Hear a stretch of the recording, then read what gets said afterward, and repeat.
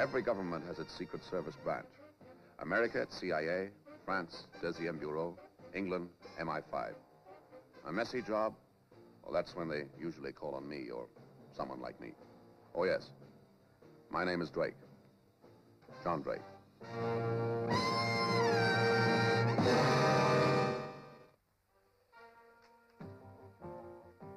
Clear the lot? Yes, sir. All right, carry on, Doctor.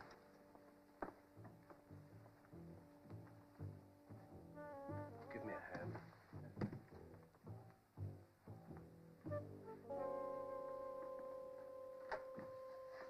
Mr. Hardy. Looking very spruce, Drake. Right the man about town. I was at the theater when I got your call. Good show. Julius Caesar. Culture. Come in here. There's more room. Thank you. Who was he? Another noble Roman, Pietro Lambrosi, the Italian minister who was so outspoken at the conference. He was a good man. Many enemies. Pattern, same as before. Mm-hmm. Well, you asked me to give you the earliest possible warning in case anything like this should happen again. Thank you. This brings the score up to 7. Kolinsky in Madrid, Hoffmeyer in Budapest, Mike Darrell in Turin. You can forget the roll call. I know it by heart. But the baffling thing is the total lack of political bias in all these killings. Spanish royalist in Edinburgh, a communist diplomat in France, an Irish MP in Italy. Precisely. I think I gave you your answer last time, Mr. Hardy. I find it very hard to swallow, particularly in this day and age. Well, times change, but men don't. Profundity at this hour. You remember sometime back in the States there was an organization called Murder Incorporated. You name them, we'll kill them at a price. That's right. You believe there's something of that sort over here in Europe? 6 men, eh? Yes. Thank you. 6 men, all in the widest possible sense, completely different, but all killed in an identical way. Shot in the back, through the heart, the range between 4 and 5 feet, and with a .32 caliber bullet. But assuming you are right. I think I may be right, Mr. Hardy. What possible motive can there be? Well, any history book will tell you. Well, take Julius Caesar, for instance. To have great power and authority also means you have enemies. Enemies with unnatural fears and hates. Men too scared to do their own killing. You believe they're paying others to do it for them? How else would you explain all this? Each victim had his back to the killer at the time that he was shot. Now, this indicates that it was not an enemy that he'd recognized, but a stranger that he'd no reason to fear. And where does that leave us? Supposing I put the word about that there was an enemy that I wanted got rid of, and that I was willing to pay a lot of money to have him eliminated. And how would you start putting the word about? Well, 6 other men had the same problem. They solved it. Yes, but how? The Bush Telegraph in the underworld, Mr. Hardy. Place the word in the right quarters, and in the end, you usually find what you want. Now, you must find me a contact, someone who can introduce me to the right people. The wrong people? That shouldn't be difficult. Obliged. The next evening, I was waiting to be introduced to London Soho society as Lee J. Maddox, affluent operator of New York City. Come. Mr. Hardy's contact was on time. Mr. Maddox?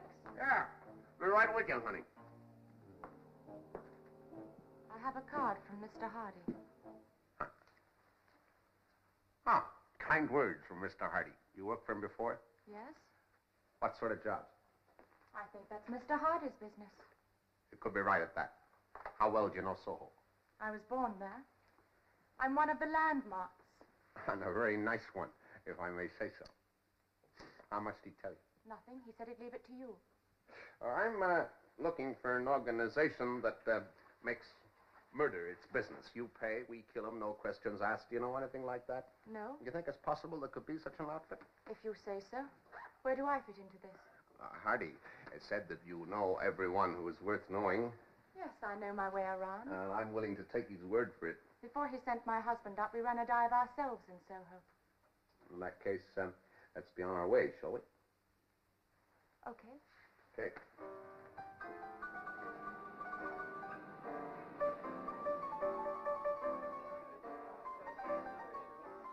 It was tougher than I'd anticipated. For 3 nights, all I got was the old-fashioned runaround. I was trying to hook a big fish, a killer shark, and I was ready to play out my line a long way.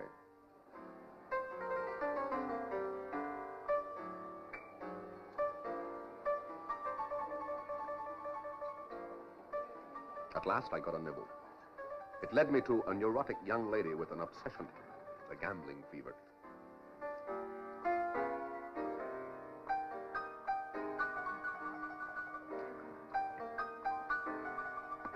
Neuf long.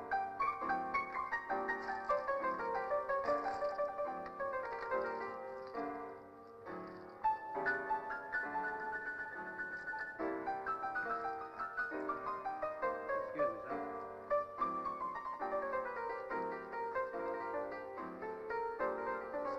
So the fish was off the hook. But later that night, Kim called at the home of the gambling lady and brought her to my hotel. A rustle of green paper soothed her nerves. She thought the name I was seeking was Collingwood Nash. The cards said as much. They said more. I see a house. A grand house. In a grand square. Where is this Grand Square? In London? Yes, Eaton Square. 385 Eaton Square. Okay, honey. But you cheated, didn't you?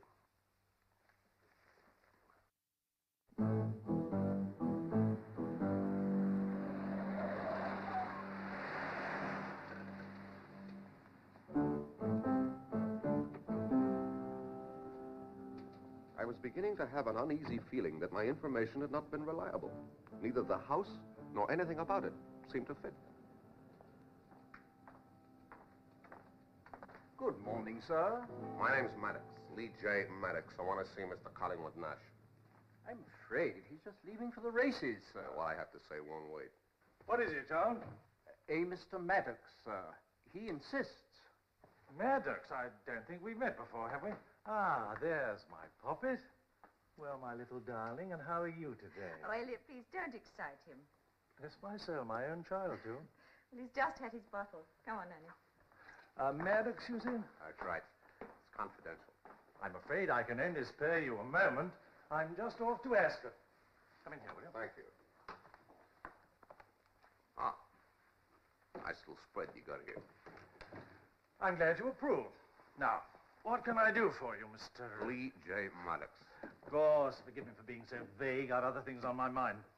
I've a horse running in the 3 o'clock. Yeah, I know the feeling. You a racing man? Yeah, Belmont, Saratoga, Churchill Downs, happy times.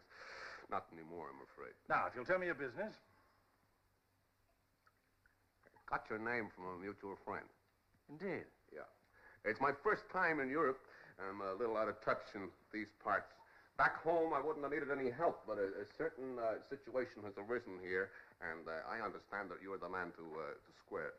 Well, what kind of situation? I want to get somebody off my back. I don't understand. I want to get rid of somebody. You mean you want to dispense with somebody's services? Yeah, I could put it that way. Could you be a little more explicit? All right, Mr. Nash. You want it on the line? I want somebody eliminated, disposed of, rubbed out, 6 feet under. The sooner it's done, the better I'll be pleased. Are you quite sane?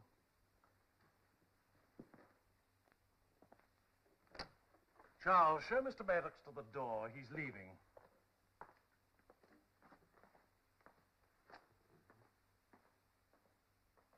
Where at Ascot for me?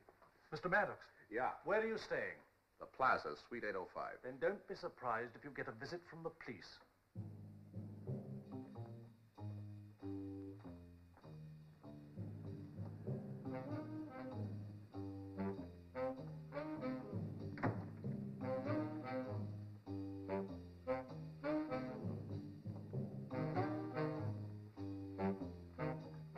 Cosmopolitan Services, Mayfair 0051. Our representative called when you were out. She will call again.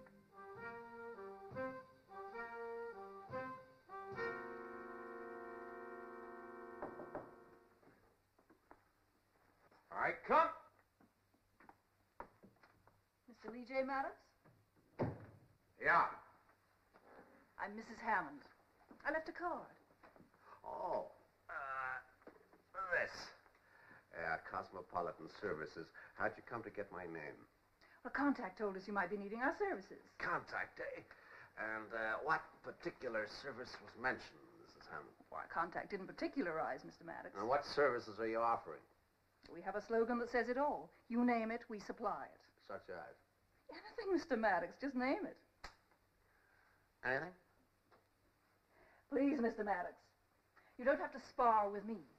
I want to help you. Now, what do you want? Supposing I wanted a man killed. It can be arranged. I'm not joking, Mrs. Hammond. It's not a thing to joke about, Mr. Maddox. All right. But what's my first move? You've made it. It'd be expensive, of course. We'd want $50,000 in used bills. Once the fee is paid, you leave it all to us. It's a lot of money. I'd expect results. We never make mistakes, Mr. Maddox. That's reassuring. You got yourself a deal, Mrs. Hammond. Good. You'll be hearing from us. And don't allow anyone to follow me, Mr. Maddox. As if I would. Well, the deal's off. I'll be seeing you.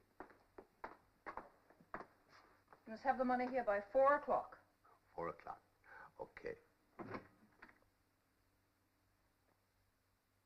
47, 48, 49, 50. Do you want to count them, sir? No, take your word for it. All right. Alex.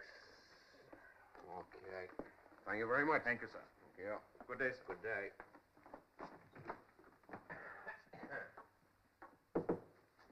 Special delivery, sir. All right. Thank you very much indeed. There, that's for you. Thank you. Oh. Goodbye. Thank you, sir. My killers were nibbling at the bait now. I still had to land them, and alive. The case was for the money. The card inside the lid required only 3 details. Name, date, place.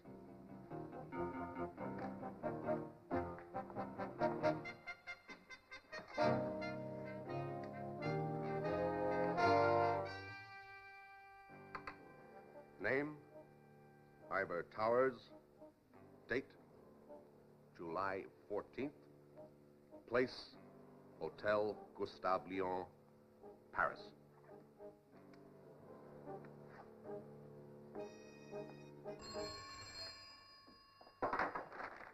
Oh, Maddox? Good afternoon, Mr. Maddox. Cosmopolitan Services. You received our container, Yeah. and you're ready to deliver it, Yeah. as instructed. Yeah. As instructed. There's a card attached inside the lid. I've filled it in. Splendid. Then would you please leave your hotel immediately? Standing on the same side of the street, you will catch a number 74 omnibus. 7-4. You'll have the container with you, of course, and filled. Yeah. Sure thing. What next? You can safely leave the rest to us, Mr. Maddox.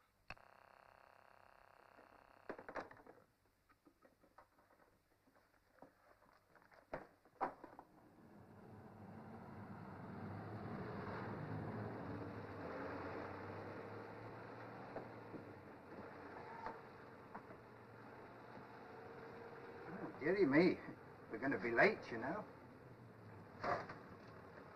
Late for what? Late, of course. Nearly 5. So what? Oh, haven't you dropped something? Seems so I have.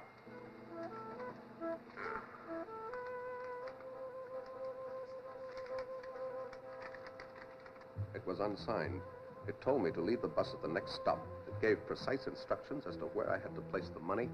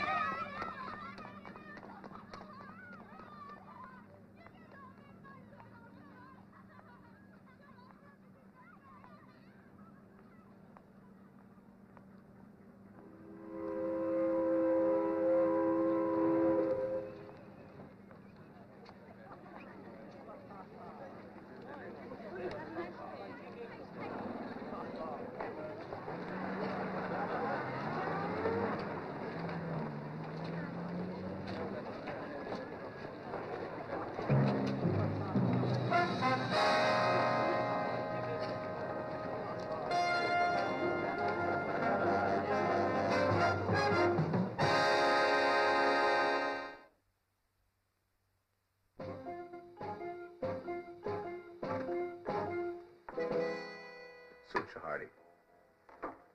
You've taken your time. Well? Dead end. In more senses than one, I'm afraid. You left the money? Yeah, and you can whistle goodbye to it. Well, really, Drake, it's a considerable sum, and I'm responsible for it. Oh, well, you can charge it up to lunches and riotous living, can't you? It's not funny, Drake. You've just given our money away. It's a great pity there isn't a real Ivor Towers staying in Paris on the 14th. Otherwise, they could shoot him and you'd get your money's worth, Mr. That's an idea. What? Not you. Why not? In my present frame of mind, I have no objections. They'll kill you, Drake, just as they did the others. Oh, no, Hardy, they won't. The others didn't know they were going to be shot in the back. I will. I'm on my way to Paris, Mr. Hardy, and don't worry, you're going to get your money's worth. Contact me, Mr. Ivor Towers, Hotel Gustave Lyon. All right?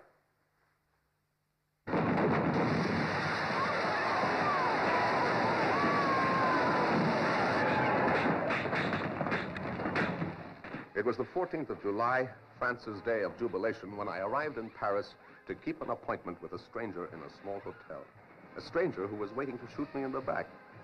How would he greet me? Gravely? With a smile? How would he introduce himself? Would he come up with an introduction from an old friend I'd never known, or to sell me a lucky ticket in the Loterie Nationale? Or would he bring up my iced water or a registered package? I only had to wait. Someone was on his way with the answer, in the barrel of a neat little .32 automatic. Yes, monsieur.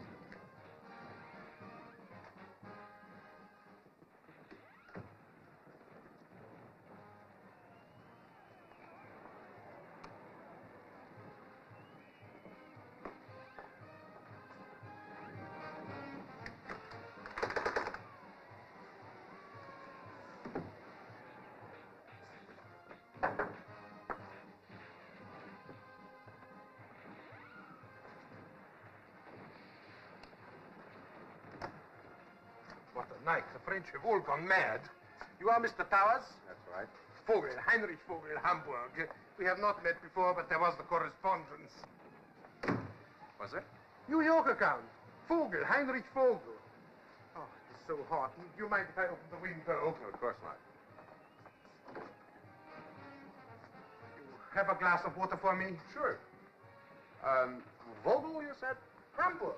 Consolidated Plastics. You are Mr. Towers of New York. That's right. My name's Towers. Bob Towers of Incorporated? No, Ivor Towers. No. It seems as though we both got the wrong man.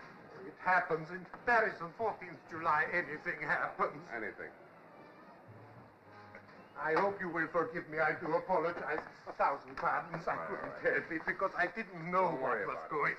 Oh, excuse me, little one. I'm so sorry. You're just a great big bull in a china shop. You like big bulls, eh? I think you're cute, Grandpa. I like young bulls best. Hello? All alone on a night like this? No, not alone. I have an appointment. Then break it. You got a date with me. Come on, let's get out of this mall. I'm afraid that this is one date that I can't break. Then how come I don't wait with you? A redhead or a blonde? She's pretty as me? Not half as pretty, but she'd be very upset if she found you here when she arrived. So would you mind running along, please? Young man, how you waste your chances. Okay, I'll go. Just one drink, huh? We'll drink to pleasant memories that might have been. I have only water. What a Puritan. Okay, then we're drinking water. You know, this date of yours, I think she stood you up. No. She'll be here. You're kidding yourself, Mr. Towers. You'll never see her.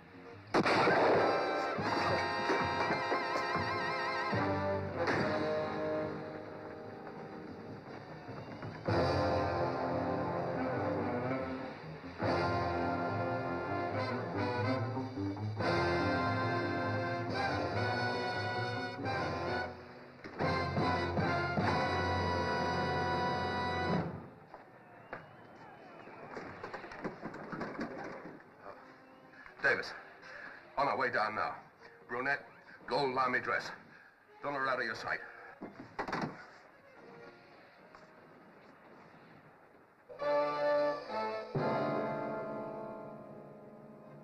They told me the bulletproof vest was safe up to 4 feet. I was very glad she hadn't come any closer.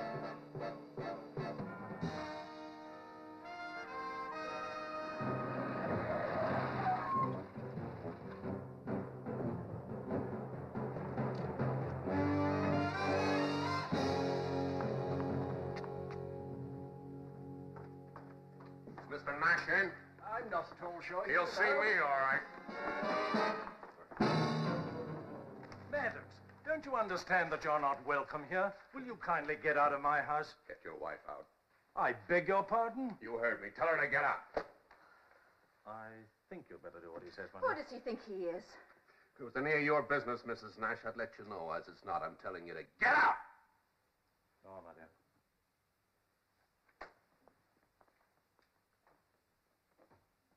Mr. Maddox, in my house, no one raises his voice. I'm going to raise a lot more than that. Will you explain yourself, please? I paid your ham-fisted organization $50,000 to have Ivor Towers rubbed out. What is this? $50,000 for nothing. I'm here to collect. You know, this time I will send for the police. This morning, Ivor Towers is walking the streets of Paris, and because of that, I stand to lose $200,000. Charles, $200,000 on a deal that I had planned. Charles, please ring for the police. Look, I wanted Towers killed. I told you that, didn't I? Before I had time to shower, your representative was round at my hotel. You were the only one that knew my hotel and suite number. Just you. Leave that for a moment, Charles. You've a very retentive memory. It pays off. But you're wrong about one thing. What's that, Mr. Nash? Towers, he's dead. Now get out. I'm sorry, I don't believe you, Mr. Nash. Get out or I will call the police. You? You call the police? Certainly.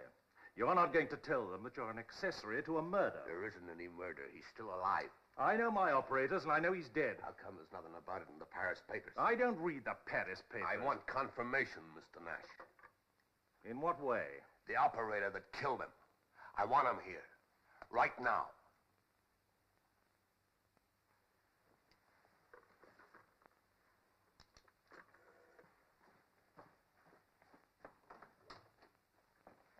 Good afternoon, miss. Mr. Collingwood Nash is in the library. Ah, excellent timing, my dear. You made it sound quite urgent. Our friends seem to doubt your efficiency. In what way? Towers. They say he's not dead. Of course he's dead. I shot him through the heart. Who says I didn't? I do. Towers. And very much alive.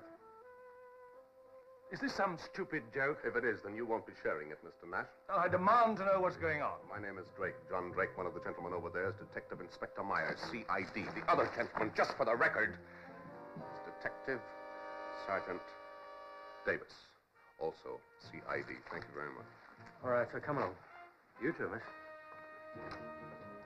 Come along, miss.